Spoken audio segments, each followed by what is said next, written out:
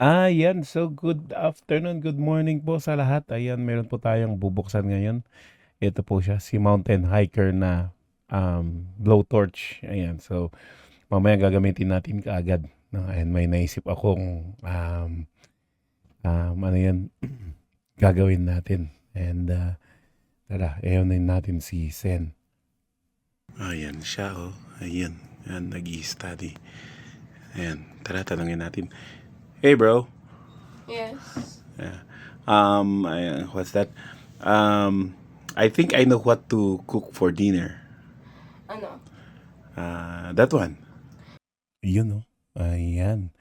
Diyan natin susubukan yung tibay ng blowtorch na bagong bukas, bagong bili, bagong deliver. Yan, oh. Ano naman yan, oh. O, di ba? O, di ba? Sino ba naman ang ano dyan? Tapos, tara, balikan. Uy, parang masarap yun ah. Are you sure? Yes. And what about that one too? Yun, no? Ayan, so may kasama pang isa. Sabay-sabay na natin since maliliit naman. Para naman tayo mag-enjoy. Yun, no? O, diba? Kasya yan. Pwede yan. Dalawa naman eh. No? Pwede. Subukan natin kung masusunog niya talaga. Ay, shesh. Sige nga. Alright. Sige. Let's go! So, ayun na nga. No? After nating iyan, no? Ayan, di na natin pinakita yung ibang ano niya. But ayan, tulog po yung mga yan. Diba? Ayan, tapos maglagay tayong butane. Ayan, so butane blowtorch po pala siya. Ayan, so ganyan po siya kahaba. Daw pwede naman siyang gawing shorter pag tinanggal po yung extension kasi yung nasa gitna po niya, yung pinakita ko kanina is extension niya po yun. Ayan, isa lang dito sa anong blowtorch nito is wala siyang sariling igniter. No? So, kailangan mo ng lighter para ma-ignite. Masindihan mo yung blowtorch. Ayan, no? Medyo hindi sanay yung left ko sa but ayan, sindihan naman natin. Ayan, so ganyan po yung tunog nyo.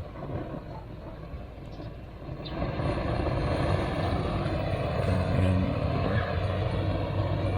So ganyan po siya. Ayan, medyo hindi lang ako sanay kasi medyo mahaba siya and sanay ako dun sa maliliit na short na blowtorch. Yung hindi ganong mahaba. So, benefit yan sa mga pag may mga blowtorch ka mga ibang malalayo. Ayan, pwede mong gamitin yan. Ayan, so of course, hindi na namin pinakita yung kabuuan nung pagkasunog natin. Ayan. So, ganyan po kasi talaga yung pinigpikan dito sa Cordilleras. Sinusunog siya para may taste of burnt and something na ano. And of course, hindi kompleto ang pinigpikan pag wala po itong itag. Ayan, no? Yun, no? Diba? Ayan yung authentic na itag. Ayan. So, hindi naman natin iluluto lahat yan since 4 lang naman kaming kumakain dito sa bahay. So, bawasan lang natin sa tapisan lang natin siya ng konting-konti lang naman. Yan, pwede naman na siguro yan. Ayan, of course, tago natin ulit yung and then saka natin slice siya. So, ganyan po siya. Ganyan na lang po siyang kalalaki. No? Ayan, so depende naman kung ikaw magluluto. Pwede pong lakihan pa or liitan konti or mas liitan pa ng mas maliliit. But yung sa akin, yung preference ko is ganyan ka liliit na slice. Ayan, so slice lang po natin lahat yan. Slice yan. So doblehin natin yan para medyo lumiliit. Sige. At may hati naman talaga siya. Ayan, so hatiin din natin yan bago ulit natin siya slice. Yun, no? Tignan nyo naman yan. Yun. Yun, no? Yun. Ganyan. Ayan, no? Tignan nyo yung kamay ko. Diba? Maitim-itim. Kaya po ang ginagawa ko dyan, pinapaboil ko po muna bago ko ihalo dun sa mga maluluto or yung mga linulutong pinigpikan or what. And of course, ayan, meron tayong tawag namin dito is tubero. Yan, nag-ayos ng naglilinis ng intestines na sabi niya. Yan.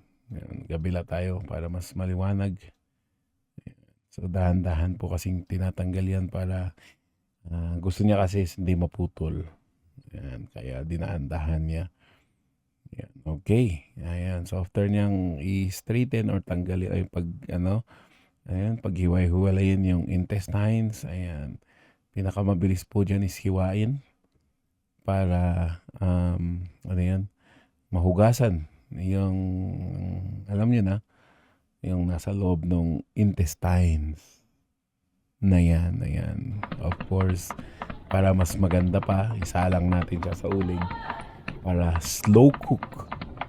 Yan. Siyempre, kailangan nating magpaypay para masindihan yung uling at para lagay din natin itong lutuan natin. Yan. Diba?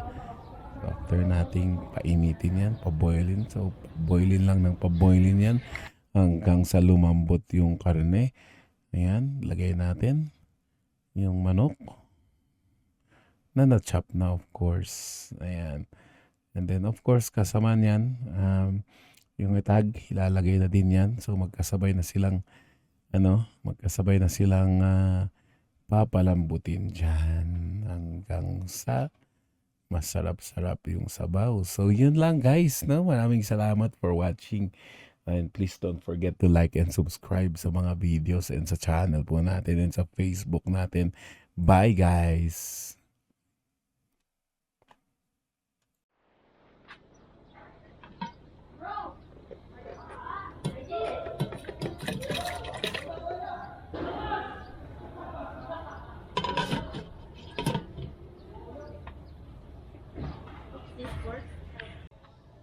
What's that?